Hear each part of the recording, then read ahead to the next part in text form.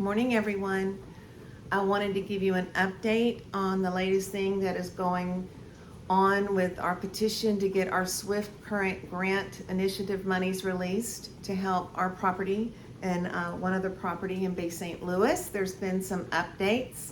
Also, the Herald released an article today. I'm going to share that with you.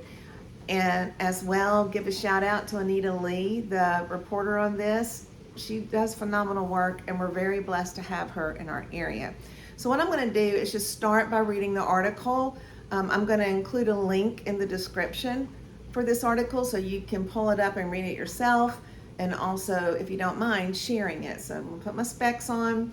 I have it on my iPad over here, so I'm going to look over here, not ignoring you. I'm going to look over here and read, okay? So the title is Her House Kept Flooding, so a South Mississippi resident busted barriers to cover elevation cost. Okay, it says, after their Bay St. Louis home flooded twice, artist TamiCurtisGuy and husband Perry Guy applied for a SWIFT current grant from the Federal Emergency Management Agency so they could elevate their house. Generally, a city or county would apply for the grant, but when Tammy realized the city didn't have anyone available to write the grant, she did all the work herself, eventually compiling about 400 pages in 3 binders.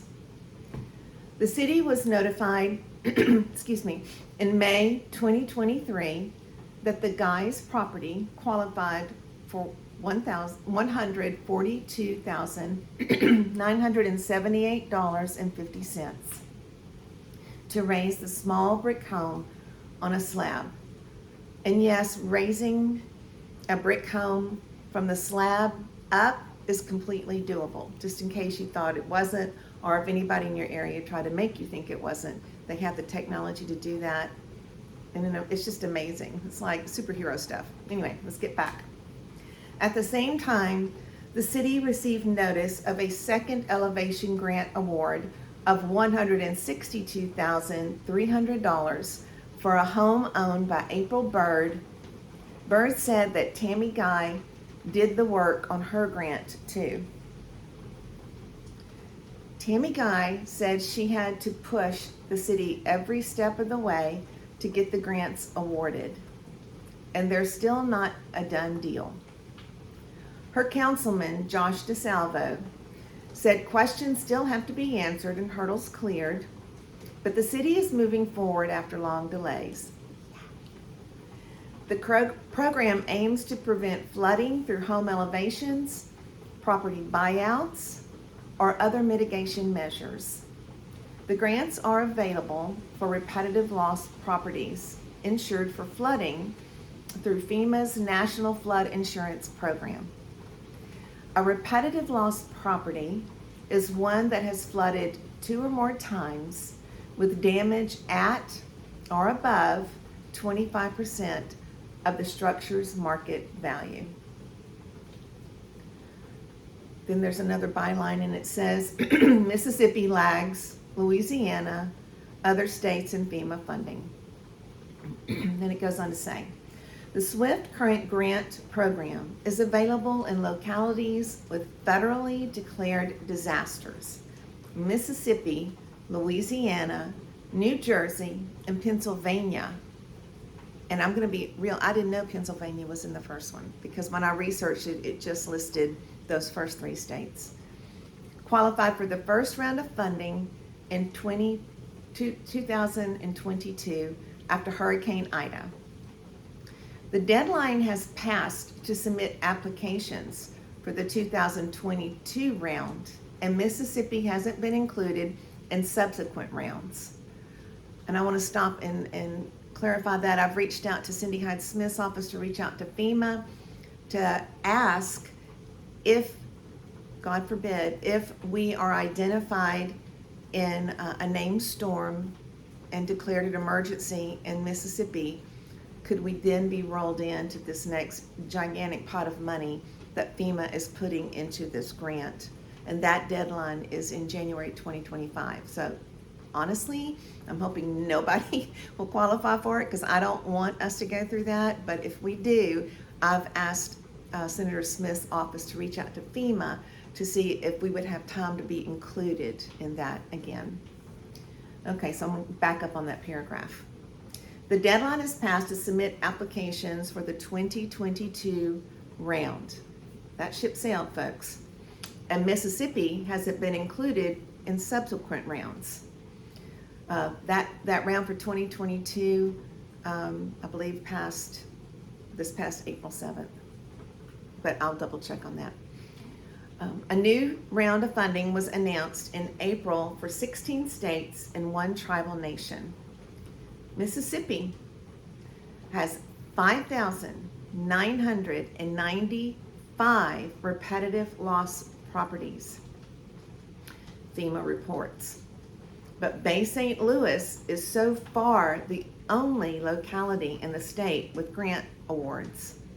However, elevation grant applications are still under review for Lafayette and Jackson counties, the Mississippi Emergency Management Agency says.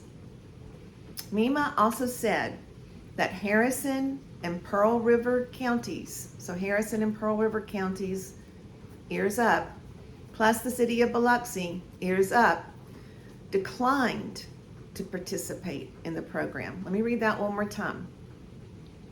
MEMA also said that Harrison and Pearl River counties, plus the city of Biloxi, declined to participate in the program. Overall, Mississippi's participation rate for the 2022 funding was far lower than that of the 3 other states. So here's what the 3 other states claim, guys. You ready? FEMA lists these amounts awarded.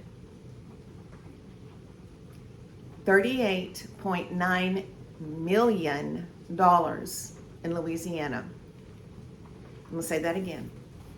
$38.9 million in Louisiana. $9.9 million in New Jersey. $3.5 million in Pennsylvania. And then in Mississippi, it's moi in April, and that comes to $305,279 in Mississippi. Then it goes on to say only 1 property in Lafayette County, where Oxford is located, qualified as a repetitive loss. Lafayette County Emergency Management Director Steve Quarles, I hope I'm saying that right, it's Quarles, said. He said the county plans a buyout of property of the grant if the grant is approved. The county has handled the grant application. I think it's a good program, Quarles said. We've been working on it probably 2.5 years, so it's not so swift. That is, from his lips to God's ears, true, because I worked on it for 2.5 years so far to get this going. So bless his heart, at least he's trying for his county. He's doing it.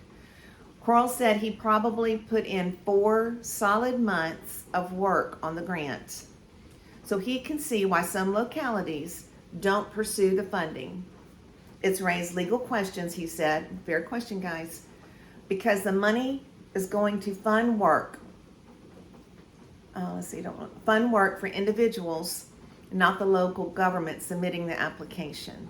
And that is why, also I'm going to stop and segue, that's why Representative Tim Ladner worked so hard to get legislation to give Bay St. Louis the authority to move forward without having legal ramifications breathing down their necks. So it gives them a sense of like a covering, I guess, so to speak.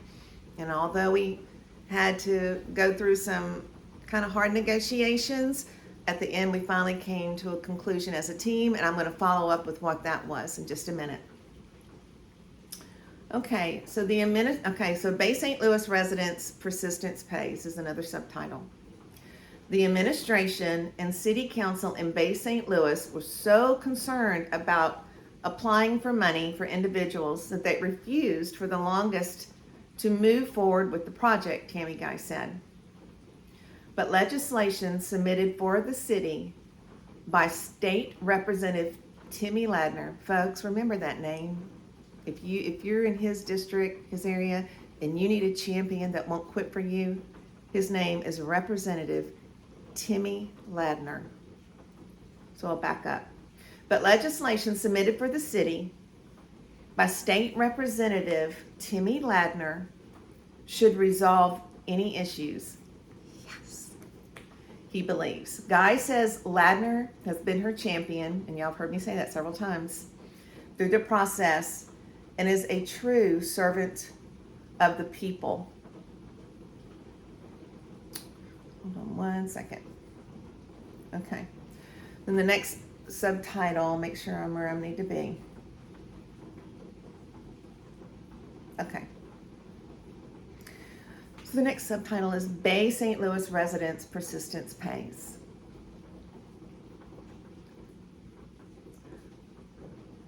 So the administration and city council in Bay St. Louis were so concerned about applying for money for individuals that they refused for the longest time to move forward with the project. But legislation, I'm backtracking, sorry, my bad. But anyway, I'll go ahead and read it. But legislation submitted for the city by State Representative Timmy Ladner should resolve any issue, he believes. Guy says, it's worth repeating, guys, that Ladner has been her champion. Ladner's been my champion through the process and is a true servant of the people in every sense of the word. He's one of the few that remembers that he works for us. Okay, we're his boss. The office of U.S. Senator Cindy Hyde-Smith also got involved, and I will say on a federal level, they were instrumental in making this happen. Guy said to support the grant awards, the council held a meeting Tuesday night to move the city's 2 projects forward. Her councilman, Josh DeSalvo, said Bay St. Louis officials also are concerned about covering elevation cost while awaiting FEMA reimbursement. And therefore, we have the pass-through now that legislation lets them off the hook, that covers them for. So they won't be on the hook for the money. I'm just going to reiterate that here. If they agree to be that pass-through, then they don't have to put out money. Now, there may be some other details, fees that we'll have to hash out, and we'll do it so that everybody feels comfortable about this. So this is far from over, guys. The city is considering a $6 million loan to make Hurricane Ida repairs to streets and the harbor, he said, until FEMA reimbursements arrive. So there's always a way. Oh, anyway. Okay, Guy's grant would cover 90% of the elevation cost, while she and her husband would be responsible for the rest. Bird's grant is for 100% of elevation cost. After putting in so much work, Guy is determined to continue her fight until the grants are awarded and their homes are elevated. She also started a YouTube, right here, a YouTube channel to let other residents know about her experience. Her husband said that her, quote, perseverance and tenacity, end quote, poor Perry, he's got to live with me, right? Got them this far. Then he said, quote, I don't think anybody could have done what she did but her, end quote, he said. He's one of my biggest fans, and I love Perry. Okay, let's see, I think that's it. Nope, yep, is that it? That's it.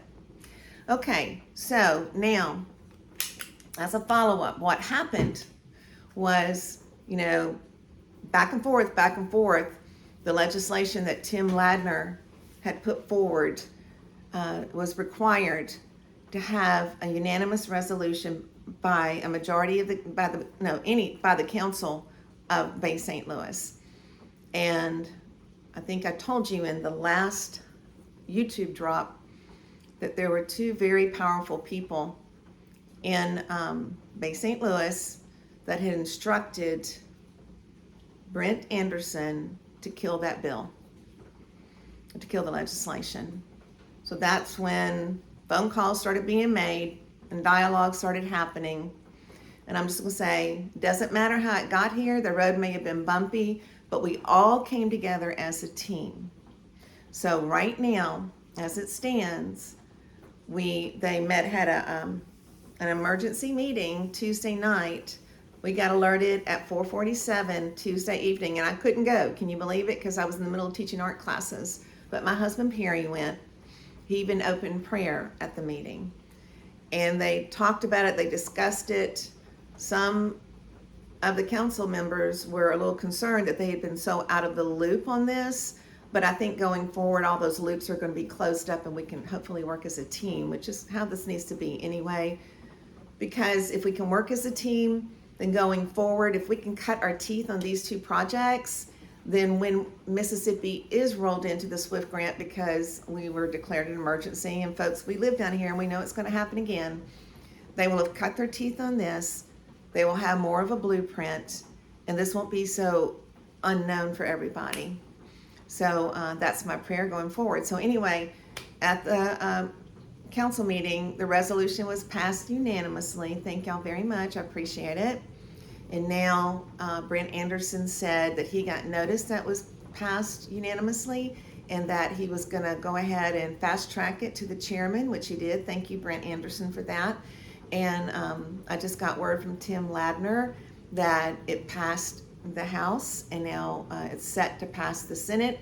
So we will have that legislation that allows Bay St. Louis to have the authority to go ahead and go forward with these two addresses, these two properties, without fearing any repercussion of something that could be construed not okay with the Mississippi Constitution. So I have learned a lot.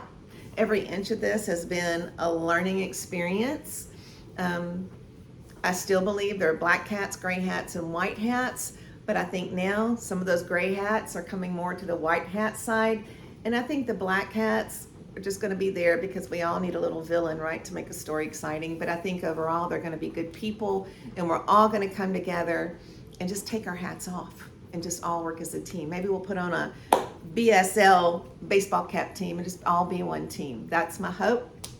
So I just wanted to catch y'all up on everything going forward. I will keep updated. Once again, I'm going to put the link to the story by Anita Lee, fabulous Anita Lee, in my description. And also one more thing, Clayton French, one of the heads at MEMA, will be meeting with some of our council people, as well as the mayor, as well as the city attorney today, I believe. I don't know what time. They said it's an internal meeting, so citizens aren't allowed to be there, which I think is kind of odd, but I'm just glad that they're going to have this meeting, and I think they're going to try to, MEMA's going to try to help the city understand some of the details that when those initial 12 questions were issued by the city and the 12 answers were issued by MEMA, maybe there was some nuances to those questions that need to be discussed.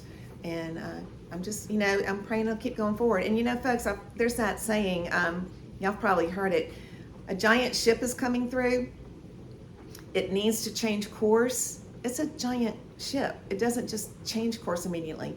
It changes 1 degree, and then that 1 degree slowly turns that ship back in the right direction.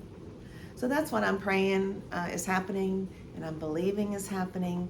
So everybody watching this, please share, and please subscribe to this channel, especially if you know people that have wanted to get their homes raised, and they do have FEMA insurance, and they do have repetitive loss, because there is an initial step you can take just to prepare for when that happens, so you're not behind the curve so much. So there's some things I can fill you in on that you can prepare so that when the iron is there, you can strike a little hotter and a little quicker. So blessings to all of y'all, and I will put my contact info in the link in this, and y'all have a wonderful, blessed day. Bye.